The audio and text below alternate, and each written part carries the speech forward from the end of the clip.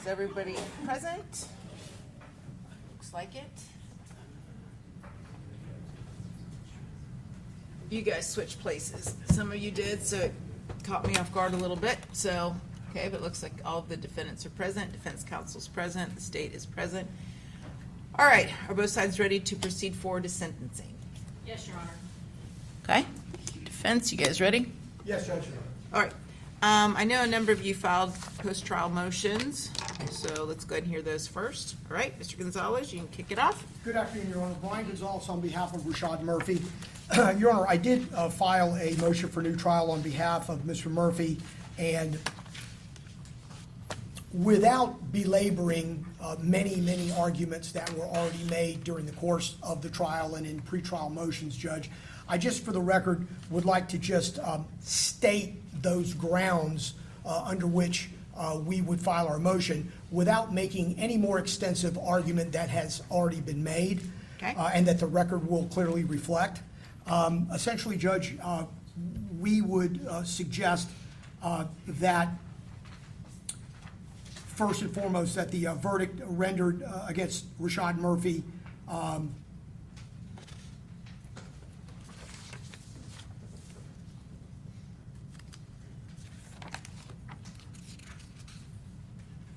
strike that, Judge.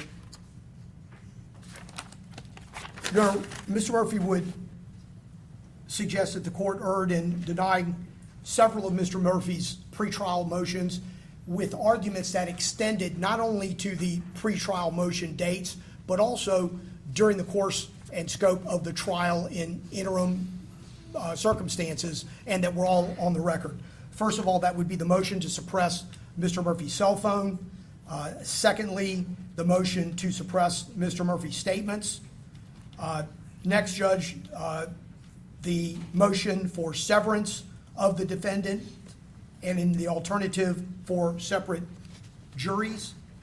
Next, Judge, his first motion in limine regarding Ghost 187, his second motion in limine and Darbert challenge with regard to law enforcement opinion testimony and testimony of alleged gang war history and hearsay-based gang intelligence, as well as uncharged and unsolved acts of violence.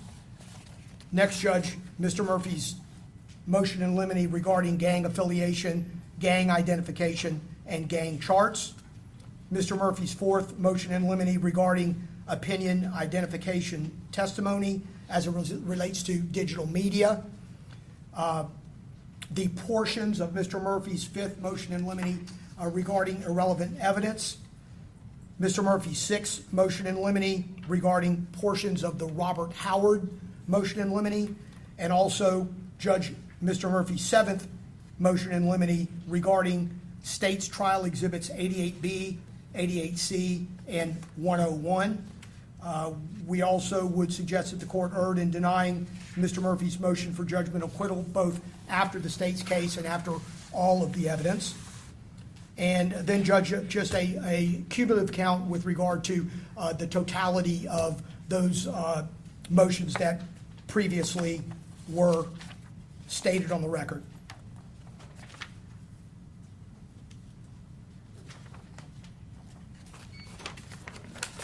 And finally, Judge, that the weight of the evidence did not appear to support the jury's verdict. Those would be the issues that Mr. Rashad Murphy has included in his motion for new trial. Okay, Thank very you. good. State, I'll give you a chance to rebut all of the motions once the defendants have made them. Okay, all right, Mr., you want to go next, Mr. Wise, on behalf of Mr. Gathright? Yes, Your Honor. We're going down the line. Your Honor, we did not file a motion for new trial. I was just asked to adopt the arguments that Mr. Gonzalez made. I know all these issues were litigated. Yes, prior they to were, trial, and so- all of the motions that you filed pre-trial are obviously the court's ruling. Your arguments, your motions, any objections you have are all preserved for the record. Thank you, Your Honor. And the only additional filing we've made was a memorandum regarding the motion for judgment of acquittal as to count 6, which is the tampering charge that was only charged as to Mr. Gathright. I believe Your Honor took that under advisement pending the jury's decision. I believe that motion is still open. So we filed a memorandum briefly laying out the state of the law The state, I believe, agreed during the motion argument during trial that the basis for the tampering charge is the leaving of the car at the grandmother's and wiping down the doors. We cited several cases that essentially all hold that there basically are two elements for a tampering. You have to, there's the removal of the evidence, the physical aspect, but then there's also the specific intent element, which requires evidence that the alleged removal of evidence was done with the intent to impair its rarity or availability in a criminal proceeding. And there's been no evidence presented of that element at the trial. Essentially, the evidence we see is that the car is left with the grandmother. The grandmother's not told to hide the car or anything like that. Obviously, the grandmother drives the car. She's pulled over in it. The interior of two of the doors are wiped down, and that's it. Nothing else is wiped down within the car. It's not consistent with someone trying to impair any availability. Obviously, there would have been 90% of the car still available to be tested for whatever physical evidence might have been in there. I think the evidence is clearly consistent with that wiping down being done because it's being left with his grandmother and it's being done out of courtesy to her. And just briefly to cite one line from the Costanza case, and really all the cases we cite are consistent with this, but one line from that is that a defendant's equivocal conduct toward evidence is insufficient to demonstrate the intent necessary for a section 918.13 violation. Merely discarding evidence from one's person without more does not amount to a violation. And that's all that was proven here, that allegedly the evidence is discarded, so to speak, being left with the grandmother, but there's no evidence that it's done with any intent to impair its availability. And it's really, when you think about it, the fact that Mr. Gathright, even after wiping down the doors, gets back in the car and then drives it to the street and parks it, clearly inconsistent with trying to get rid of any evidence that he used the car. So based on that and based on the authorities we cite in the memorandum, we would renew the motion for judgment of acquittal. Okay, thank you. All right, Mr. Stenardi, on behalf of Davion Murphy.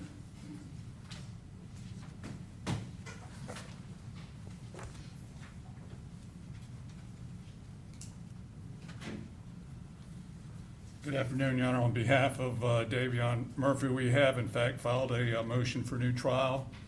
And as previously indicated, at the conclusion of all the evidence, we will adopt and readopt all co-defendants' motions that have been heard by the court and ruled on by the court.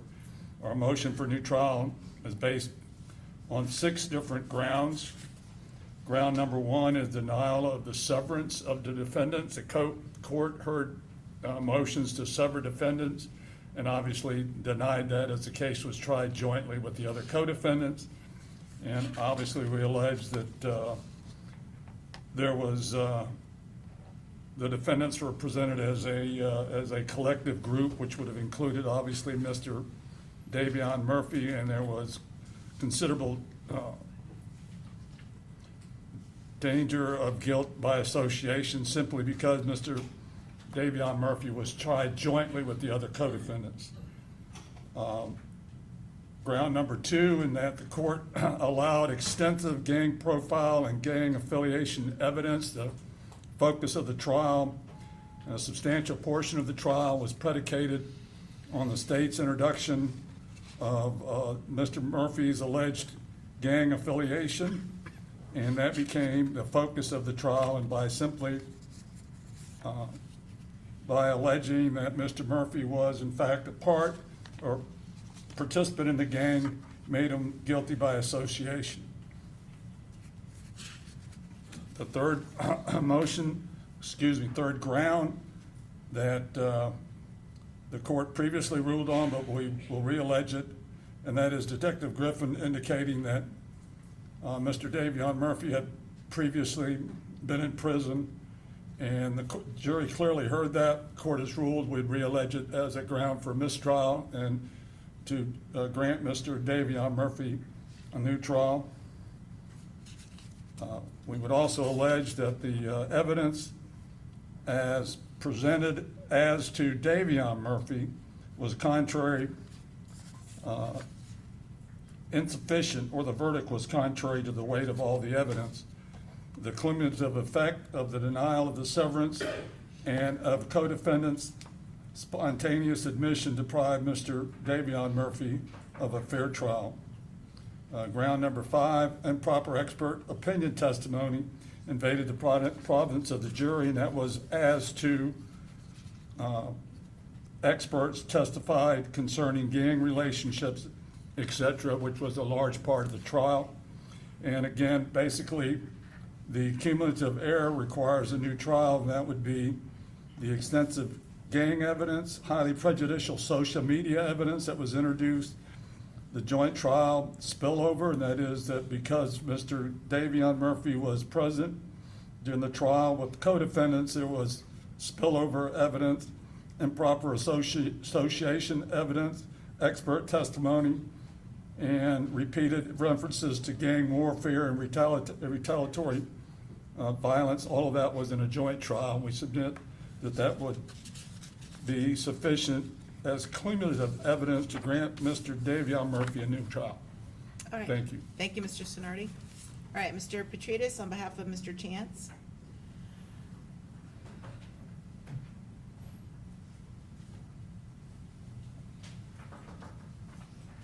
Thank you, Your Honor. We filed a motion for new trial, and not to belabor what's in there, the argument is simply that the verdict rests on a chain of impermissibly stacked inferences, and there was not direct evidence presented that Mr. Chance knew his co-defendants intended to murder Mr. Jones, that he intended Mr. Jones to be killed, or that his acts were specifically designed to assist or encourage the murder, and therefore there wasn't enough evidence under Florida law to sustain a first-degree murder conviction or conspiracy to commit murder conviction.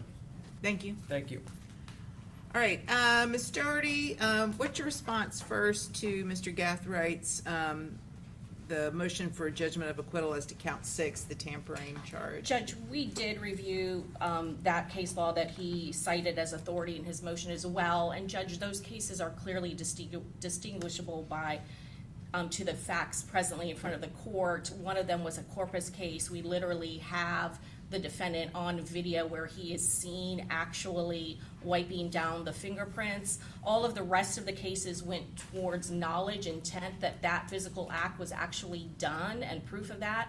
And Judge, there is circumstantial evidence in this case that is overwhelming. This is a case where the manner in which the homicide occurred was at a hotel, a public spot where 3 armed gunmen used high-powered assault rifles and a Glock with a switch that was automated to be able to fire rapidly and unloaded in a public parking lot. And this was the victim in this case. There was ample evidence that they knew who they were targeting. They knew the high-profile nature of the victim. And so, Judge, the law requires for tampering that they knew or should have known that a investigation by law enforcement was going to occur.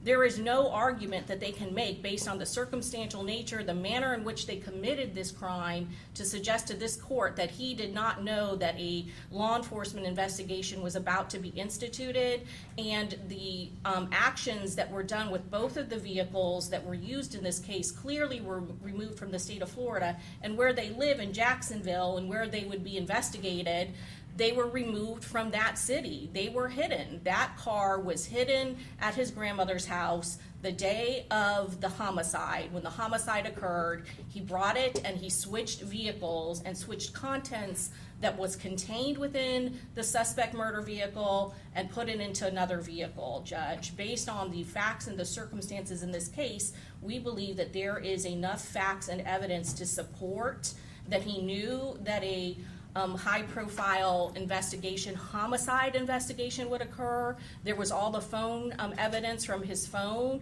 that showed his activity immediately after this crime. So he certainly knew that they were successful in killing a high-profile rap artist. So based on that and the fact there is no corpus issue in this particular case, he literally is seen wiping it down on a video. So based on all of that evidence, we would ask that you deny the defendant's motion. Okay, and do you have any further argument on any of the defendant's motions for new trial? Your Honor, we would rely on all our previous written arguments as well as oral arguments that were made in pretrial motions and during the course of the trial. Any weight arguments or insufficient evidence we believe is without merit. The facts and evidence in this case were overwhelming. There was a mountain of case, not only circumstantial evidence, there was direct evidence of each and every one of the defendants' participation in this case, as well as the actual crime itself was caught on video. So we would rely on all of our prior arguments, written and oral. Okay, thank you. All right, so I will deny Sean Gathwright's motion for judgment of acquittal as to count 6 and deny all of the defendants' motions for new trial. All right, State, are you going to call any witnesses, or does anyone want to speak before sentencing? Judge, we did talk to our victim assistant advocate, and the victim's mother did not wish to address the court again. She did read a victim impact, I believe, for Alicia Andrews' trial, as well as there was a statement that was read to the jury. She is aware that the sentences in this case for the homicide is going to be a life sentence. We also did contact the other victims in this case, and they do not wish to be present or heard. They are aware also what the sentence is going to be. All right, and so let's just go through each of the defendants. Let's start with Mr. Chance. So on the first-degree murder, it's mandatory life, correct? Yes, Your Honor. And are there any minimum mandatories that apply? Not with regards to Isaiah Chance. Okay, and then on the conspiracy to commit first-degree murder, is that also mandatory life? Judge, that is a life offense, and I do not believe that is a mandatory offense. And we have provided a score sheet on all of the defendants for the offenses that were not the first-degree murder charge. Okay, so it's up to life on the conspiracy, Yes. correct? And what is the state requesting? Judge, we are asking for a life sentence, maximum sentences on all of the non-life offenses. To run concurrent or consecutive? Judge, we would ask for them to run concurrent. Okay. Moving on to Sean Gathright, as to the first-degree premeditated murder, mandatory life, and are there any min-mans that apply to him? Judge, there are minimum mandatories that apply to him. There is a 25-year minimum mandatory for discharging, I'm sorry, 20-year. It's just discharging a firearm. We did not allege resulting in death. Okay, so that would be on count 1, and then on the conspiracy, you were also asking for life, correct? Your Honor, for him, it's a first-degree felony, because he did not have a gang enhancement, so for that, it would be for 30 years with regards to Sean Gathright for the conspiracy to commit first-degree murder. Okay, and then with regards to each of the attempted murders in the second degree, are there any min-mans that apply to those? Judge, for the attempted second degrees, there are minimum mandatory for the firearm, again, enhancements, and again, those are 20-year minimum mandatories. And the statutory max is what, and what are you asking for? For the attempted second degree murders for Sean Gathright, those are first degree felonies, so we would be asking for 30 years Florida State prison on each one of those counts. And then on the tampering, what are you asking for? For 5 years Florida State prison. To run concurrent, or all to run concurrent? Yes, Your Honor. All right, as to Davion Murphy, the first degree murders mandatory life, are there any min-mans that apply to him? Yes, Your Honor. He also has a 20-year minimum mandatory for a firearm enhancement. All right, and then you're asking for life on the conspiracy? Yes, Your Honor. And then on the attempted murders in the second degree, are there also 20-year min-mans on those? There are for him, yes. And then you're asking for 30? We're asking for a life sentence. He actually is raised to a life sentence because of his gang enhancement. Okay. She's saying that the life probably, their second degree on the docket, we have, because of, for the second degrees. No, what she's saying is the jury found a gang enhancement, so it gets bumped up. Okay. Because it says it says second-degree felony. What the clerk was asking me, it says second-degree felony on the docket, but you're saying because of the gang membership, that bumps him up to life, Yes, Your Honor. okay? And the firearm enhancement. I see. There are two that apply to him. Okay? All right, and you're asking for those to run concurrent? Yes, Your Honor. And then as to Rashad Murphy, on count one, it's mandatory life, and is that also a 20-year min-man?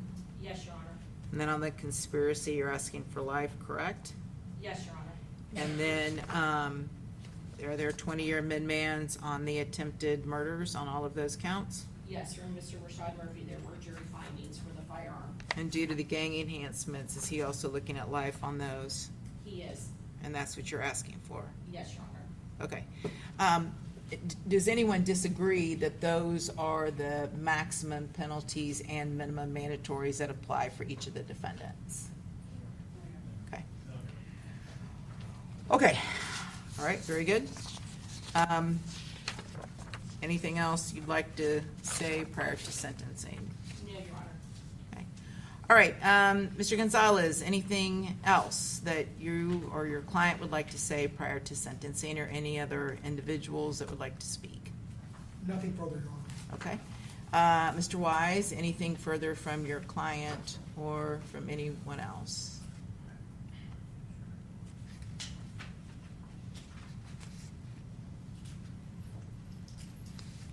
Your Honor, Mr. Gathright would like to address the court. Sure. I believe his mother and grandmother who were in the gallery. They would like to address the court as well? Yes, Your Honor. Sure. For the record, they both testified in the penalty phase, but that would be Lisa Gathright and Tommy Lyon. Okay. Whoever wants to speak first, come on up.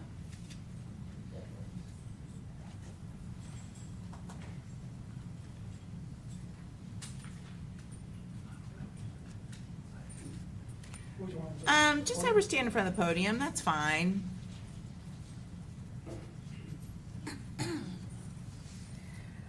Good morning. Good Thank you, morning, Judge, for allowing- afternoon, actually. Oh, Yeah. Thank you for allowing me to address the court. I'd like to say that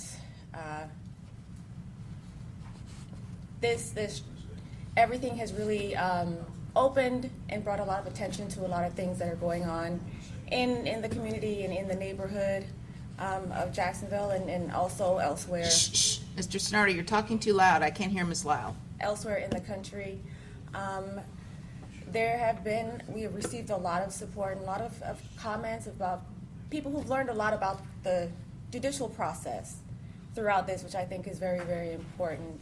And also has sparked a lot of conversation in regards to parents communicating with their children and letting people realize that it doesn't matter what your situation is. You never know what can happen in life and where you can find yourself. And I think with this trial being televised and with a lot of controversy and attention, it's really sparked a lot of conversation throughout the community and brought a lot of awareness. And I hope that this will change a lot of things in people's lives and change their minds and opinions. And as a retired member of the military, I've always been one who has strictly believed in the rule of law and right and wrong. And I've learned a lot. All I can say is I've learned a lot and about how the process goes. And thank you for allowing me to. Sure, Ms. Lyle, and I just want to tell you, you've been a very devoted mother to your son, I can tell. You've been here throughout the trial, and he's very fortunate to have you as his mother. And I know your heart is broken. I know it is, because it's your child. And I do have sympathy for that and for you, I really do. I'm very sorry for you and for your family that this is where you find yourself.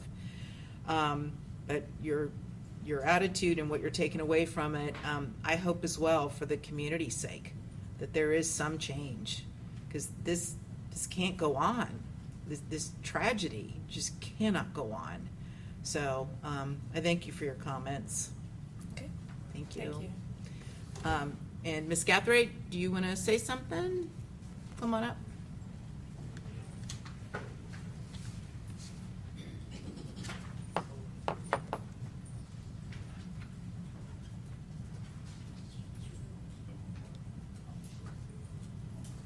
I too want to thank you for allowing me to address the court. This tragic event occurred when Sean was barely 18 years old, and this is a time when the prefrontal cortex of the brain is not fully developed. This development doesn't complete itself until they're at least 25.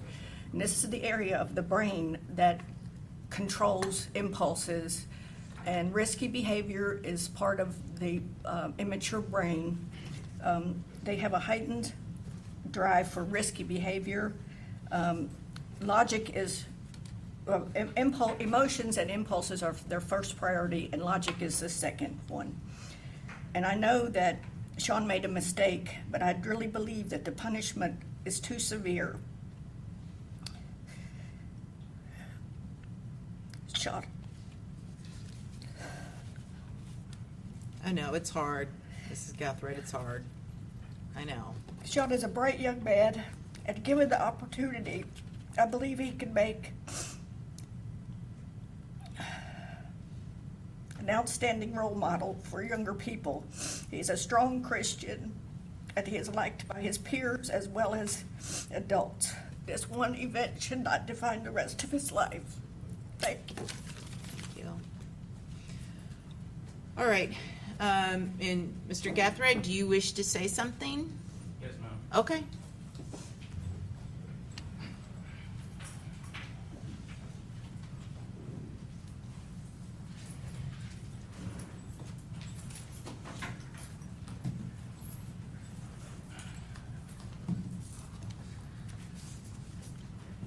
Your Honor, I just thank you once again for allowing me the opportunity. I prepared just a little something. I worked kind of pretty thoughtfully on it, so I just ask that you allow your discretion for me to. Yeah, no, go ahead. Thank you. As long as it's respectful. Yes, ma'am. of All right. course. Here we are, being sentenced for the murder of Charles Jones on the day he was killed 2 years later. Now, some may say this is just a coincidence, but I believe that nothing has been, is, or ever will be left up to chance, and that everything in this world is predestined. And there are many biblical promises of that belief holding true. Jeremiah 1:5 says, "Before you were formed in the womb, I knew you. Before you were born, I set you apart." Jeremiah 29:11 says, "I know the plans I have for you, plans for good and not for disaster." And Romans 8:28 says, "We know all things work together for good to those who love God and are called to his purpose." And there are many more just like them. God has full sovereignty over our lives. He chooses our times of peace and prosperity, our times of joy and laughter. But he also chooses our traumas and our tribulations, not to punish and tear us apart, but to strengthen our character and our faith. Everyone wonders how and why I ended up in a situation like this, despite growing up with a loving family, nice home, multiple opportunities, and promising potential. Some act as if it is impossible or unheard of for someone like me to find themselves in a situation like this. But in reality, it is much more common than we think, and has been happening long before today. There is a parable Jesus shared with the world called the prodigal son, a son who had the nice home, loving family, servants. He had his every need catered to, yet he still chose to take his inheritance and venture off to a far country where he indulged in prodigal living. He soon ran out of money, and a famine had struck the land he was in. And while that would have been enough signs for most to turn back, his eyes still hadn't opened, and he still hadn't come to his senses. Hungry and desperate, he found a job on a farm feeding pigs. And during these times, pigs and what they were fed were deemed as the filthiest, most impure, lowest of the low, and worst of the worst. But he was so hungry and so blind that the food he fed the pigs looked appetizing. That's when he finally came to his senses. He realized that even the servants back home had enough food to spare, yet here he is dying of hunger amongst pigs. After this eye-opening experience, he decided to return home he was ashamed and planned to go to his father to ask for forgiveness and to become one of his servants because he no longer felt worthy to be called his son. But when he returned, his father embraced him with love and compassion, dressed him in the finest clothes and jewels, and celebrated his son's return with a feast, exclaiming, "This son of mine was dead and has come back to life. He was lost and is now found." It is not uncommon for good young men who come from good families to get lost in this world. But discontentment often leads these good young men astray. When scholars and historians look back on our times, I believe they will label us as the age of discontentment. And those of us who come from privileged upbringings are actually disadvantaged to the fight against it. Because of the high expectations, many opportunities and options we grow up with, we don't know what struggle looks like, or how hard our parents had to work to provide these opportunities for us.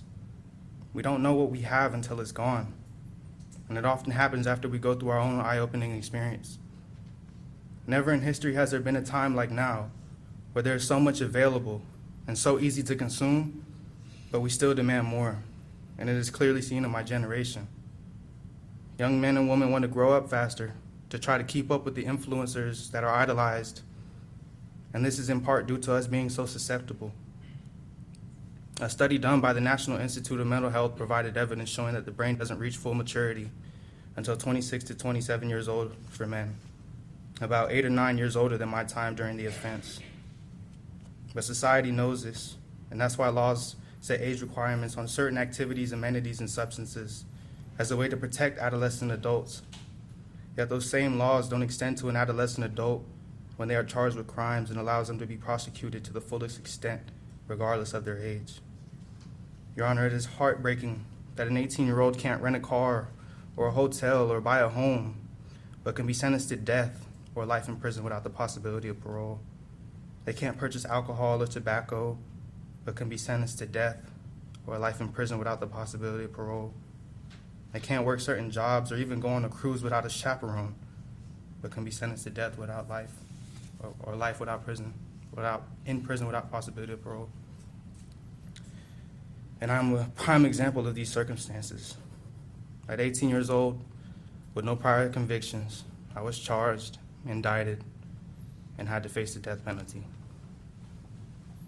My point is, society views anyone under the age of 21 as not being mentally mature enough to participate or partake in these activities, amenities, and substances, because certain substances listed can negatively impact or stunt the growth of a developing brain, while other activities and amenities have restrictions due to the lack of impulse and behavioral control or lack of situational awareness at times with teens.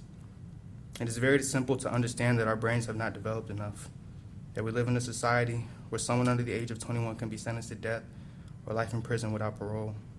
We leave no room for growth, rehabilitation, or redemption. We don't account for the fact that they weren't a fully developed adult and their judgment and decision-making abilities weren't developed either. I believe it is cruel for someone under the age of 21 to be sentenced to life without parole or death before they're even old enough to be fully emancipated or to fully comprehend what consequences their actions carry.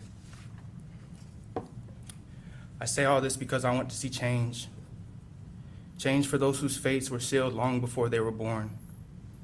Change for the prodigal sons and daughters who ventured off too far in the world and got lost.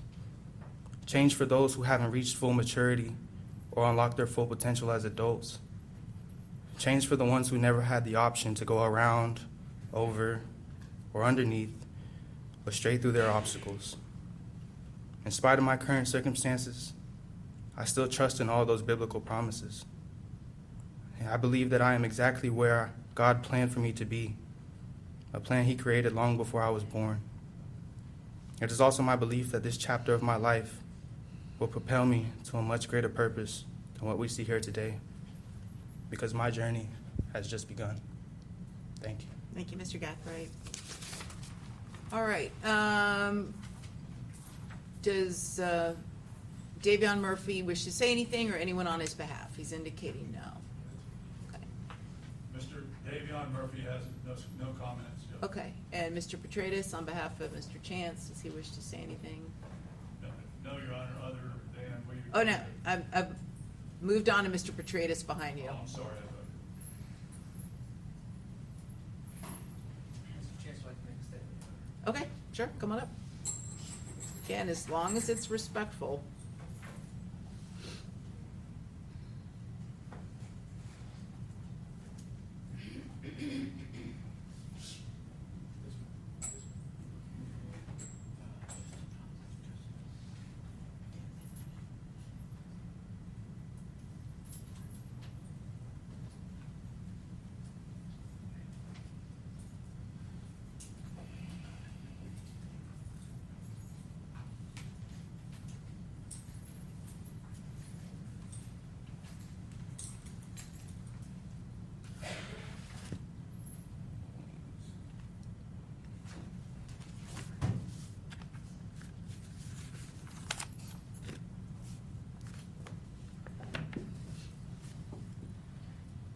Sorry, I'm kind of nervous. Sorry. It's all right.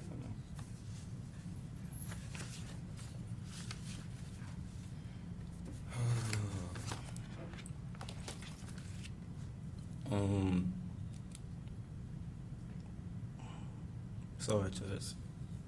What I did right, Sean kind of covered like how predominantly what I did right. Okay.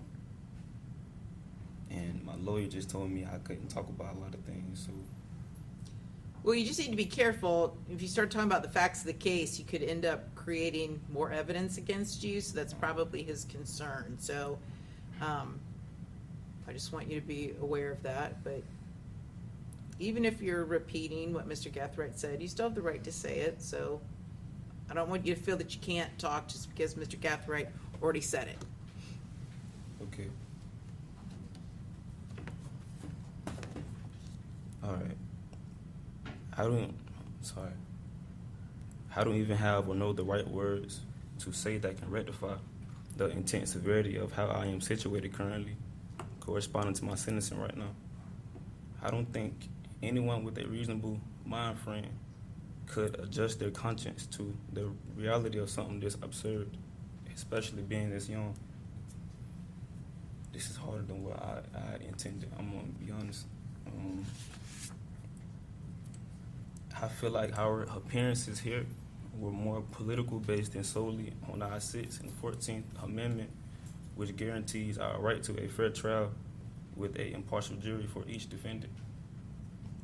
Being that, I'm not gonna say that.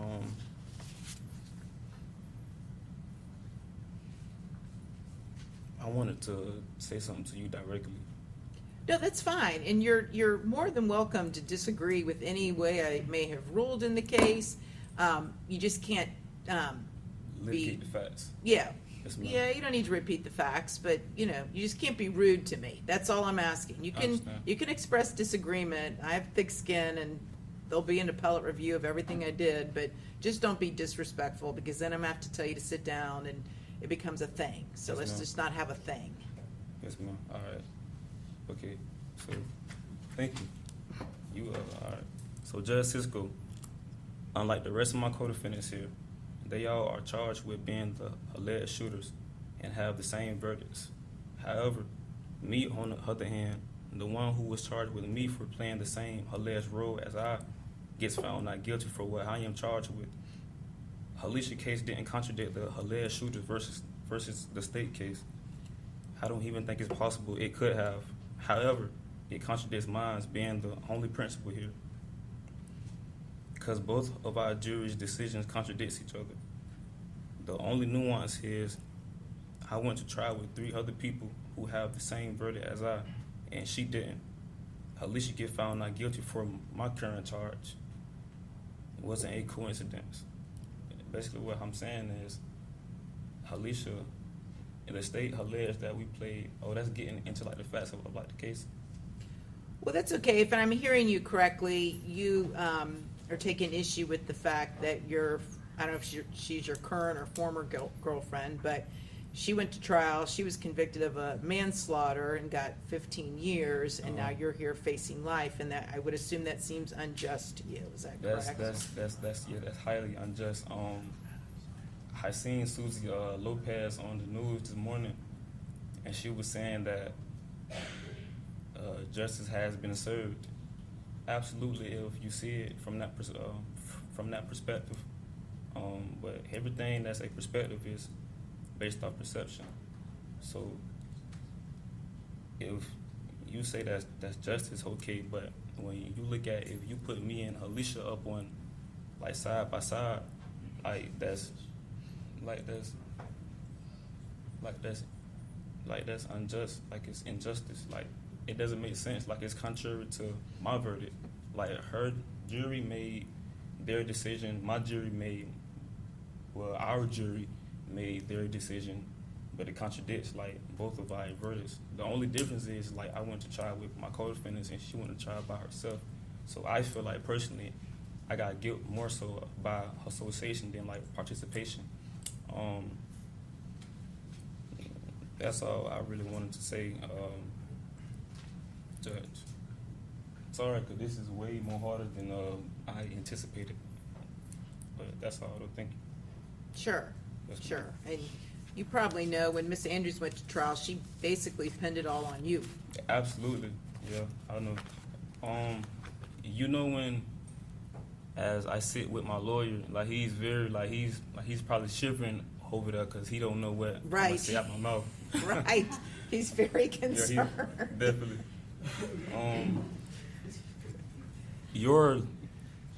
A lot of people don't know, but before you go to trial,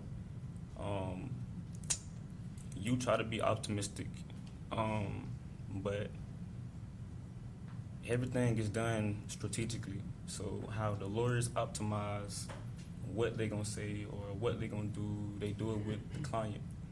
You know, I'm not saying what she's saying was wrong or not wrong, or what he wanted her to say or what she said. You know, but that's all though.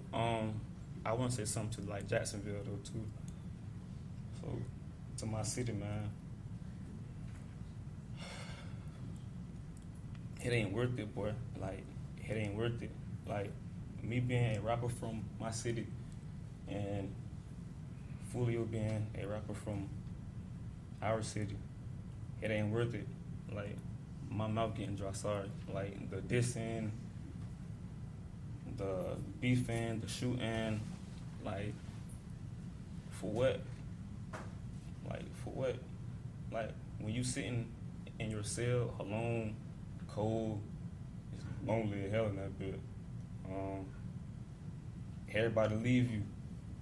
Like nobody here for you. Like the ones that's your ride or die, your girlfriends, whoever you love, the only person there for you is your mother, and maybe like one friend, maybe, but it ain't worth it though, bro. It ain't worth it. I was 21 years old facing the death penalty. I never ever, my only interactions with law enforcement was traffic tickets. Wake up next morning, I'm facing the death penalty. That's how quick life can change. It ain't worth it, bro. That's all though. And sorry if I was nervous. Sorry. No, it's okay, Mr. Chance. And thank you for saying that. Yes, ma'am. Your Honor, Mr. Davion Murphy has changed his mind. He doesn't want to make a brief statement. Sure. I think we take it from right here. Yeah, go ahead. What would you like to say, Mr. Murphy? First, I would like to say to God be the glory, and all the time, and he forever have the last say so. in our I'm sorry, situation. Judge, I'm sorry. You know, you may have to step up to the podium because the court reporter just needs to hear what you're saying, Mr. Murphy.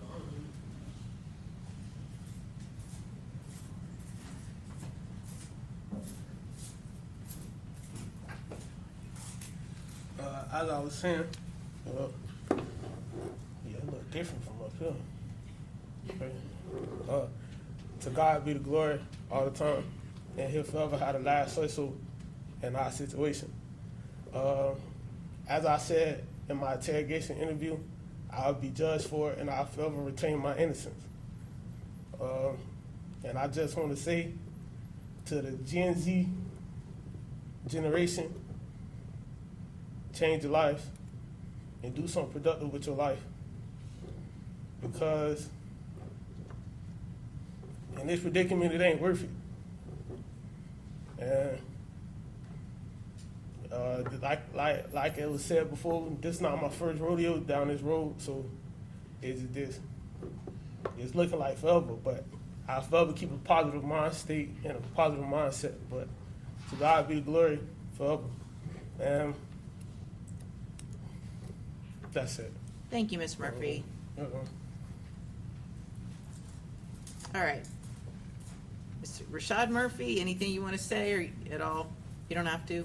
Just giving you the final chance. I love everybody. Okay. Okay. All right. Very good. All right. So a couple things before I pass sentence. First of all, I want to commend the lawyers again. I know I did it at the close of the trial, but this was a massive case. I mean, it's by far the longest case, the most intricate case, the most difficult case that I've ever handled in almost 24 years. And I know for you all as well, it had to have been, I can't even imagine the Herculean task of all the evidence and sorting through it. And you all always conducted yourselves with the utmost professionalism. And I just want to again express my gratitude for that, how seriously everyone took the case. I never ever have to worry about any of the lawyers before me ever not abiding by the rules of professional conduct. I never have to worry about you being disrespectful to me or to witnesses or to each other. I never have to worry about the attorneys misleading me on the law. And it's rare that that happens, but when it does, and it has happened recently, it does make me very grateful for lawyers that know what they're doing and that practice with the utmost professionalism. So I do want to just thank you all for that so much. I also want to comment about law enforcement's work. I don't know if Detective Ramos is here. I don't see him here. That was one heck of a job. I mean, that was unbelievable. I mean, I've seen a lot of good homicide detectives testify over the years from TPD or HCSO. That was remarkable, and particularly in light of the fact that it was his first time as a lead detective. I mean, and he had an encyclopedic knowledge of this case. I mean, I'm talking about massive amounts of information that he could recall instantly. And not every law enforcement agency and not every homicide detective solves this case. Not everyone does. But he did. I mean, he was tenacious and thorough and so impressive. And if I were at TPD, I'd give him some kind of award for the job that he did because it was really, really good. He made the whole agency look good. I also want to comment, Detective Taylor Klein also, who had the foresight to go pull that video from the McDonald's, which was a key part of evidence in this case. And really the cooperation amongst law enforcement in the state of Florida, it's really remarkable. I want to commend the Jacksonville Sheriff's Office, the gang unit. I think it's a 12-member unit. And just based upon what I know anecdotally about the situation in Jacksonville, I don't know that it has improved, but a 12-gang unit just doing their best to deal with all of the gang violence in that community, that a lot is asked of them. And specifically, I want to note Detective Nader and Detective Drabak. They, again, worked tirelessly on this case. They worked hand in glove with Detective Ramos. And again, Detective Drabak having the wherewithal to know to go into the Walmart and pull the video. Like that's good old-fashioned detective work that really yielded results for the state of Florida. I also want to commend the cooperation with the Polk County Sheriff's Office, the Gwinnett County Police Department, and I believe it was at Putnam County that found that provided the telephone for Darius Beals. Was that the Clay County Sheriff's Office? I mean, it really is remarkable. And again, in not every state in the United States of America do you have agencies that work that well together with a common goal. So, I mean, that part of it was just very, very, very impressive.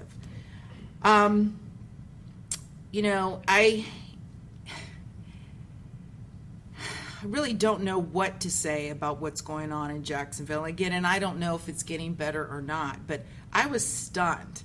And when I was sitting there listening to the evidence and just the trail of dead bodies, just one young man after the next, just cut down in the prime of their lives. I mean, it's shocking. It is shocking. And I just can't believe that any community, if they're made aware of it, will stand by and put up with that. I mean, it's just tragic. And, you know, Mr. Jones did not deserve to die for what he did or what he the drill rap videos he made. But goodness gracious, going and desecrating the gravesite of a murdered relative is, you don't deserve to be killed for that, but you just increased your odds that it was going to happen. And that's the truth. That is the truth. So I'm not at all, again, stating that he deserved it, but it's just shocking. It's shocking to me. And I do have great sympathy for the defendants. You all, for the most part, are young men. And some of you have children. And now, for what? For what? Now, you're looking at life in prison. And what was it for? And I really appreciate Mr. Gathright and Mr. Chance really speaking to your community.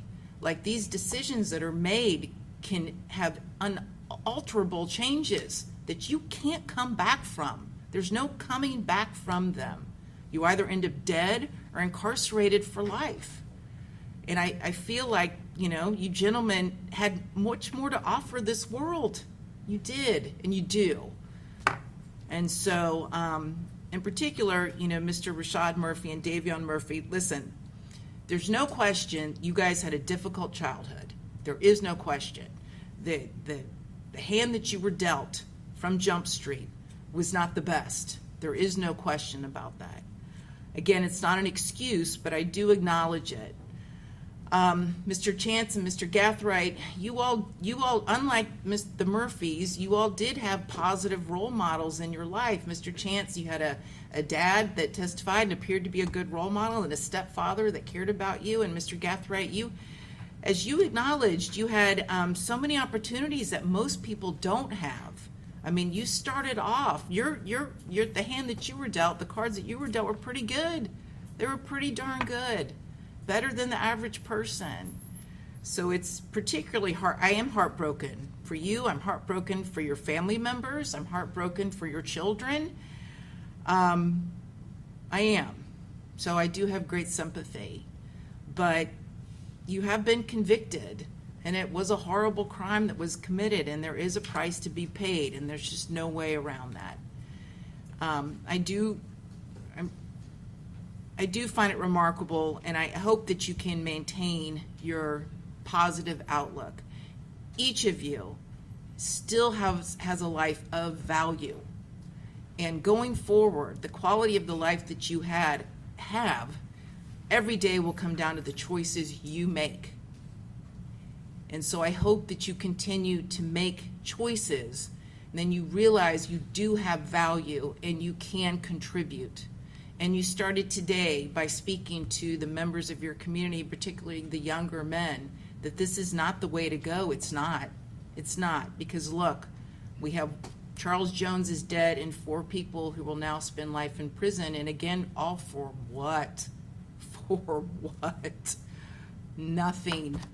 Over nothing. Turf warfare, drill rap videos. I mean, it really is nothing. So one thing I found that was, when I was listening to the testimony, I think when Robert Howard testified, he testified that Jacksonville was the new little Chicago. And I almost fell out of my chair, because I can't even imagine anyone in Jacksonville wanting that comparison. So I was curious. I looked it up, and who knows if this is accurate, but apparently in Chicago last year, there were 406 homicides. A quarter of that was gang-related. That's about 104 people. Dead. Poof. Gone. Gone. For what? For what? So, I just want you all to know that, and I really do hope that, at least in the community of Jacksonville, that there are serious changes. I don't know why this scourge of gang violence has cropped up. I have no idea. I really am not familiar with Jacksonville. I don't know the whys, but I hope that the community does come together to end it, because Jacksonville just can't keep losing so many young men cut down in the prime of their lives. Can't do it. Continue doing it. So, okay. Anything further before I pronounce sentence? No, Your Honor. Nothing on behalf of Rashad Murphy. No, Your Honor, on behalf of Davion Murphy. All right, so, Mr. Chance, I'm gonna start first. I'm going to adjudicate you guilty. Count 1, sentence you to mandatory life without the possibility of parole. Count 2, I will adjudicate you guilty, sentence you to life to run concurrent with count 1. Mr. Gathright.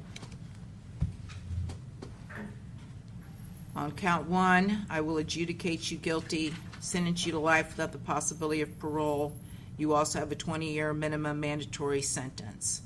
On count 2, the conspiracy, I will sentence you to 30 years in prison to run concurrent. Count 3, attempted murder in the second degree, I will sentence you to 30 years Florida State Prison with a 20-year minimum mandatory sentence, again to run concurrent with all other counts. On count 4, attempted murder in the second degree, adjudicate you guilty and sentence you to 30 years prison with a 20-year minimum mandatory sentence, again to run concurrent with all other counts. Count 5, adjudicate you guilty, sentence you to 30 years Florida State Prison with a 20-year minimum mandatory sentence, again to run concurrent with all other counts. And on count 6, adjudicate you guilty, sentence you to 5 years Florida State Prison, again to run concurrent. And again, for you and Mr. Chance, giving you credit for all time served. As to Davion Murphy, Mr. Davion Murphy, I will adjudicate you guilty of first-degree premeditated murder, sentence you to life in prison without the possibility of parole, and you will have a 20-year minimum mandatory sentence as part of the life sentence. Count 2 on the conspiracy, adjudicate you guilty, sentence you to life to run concurrent. On the attempted murders, counts 3, 4, and 5, I will adjudicate you guilty of each of those, sentence you to life in prison with a 20-year minimum mandatory sentence on each, again to run concurrent with all of the other counts, and again giving you credit for all time served.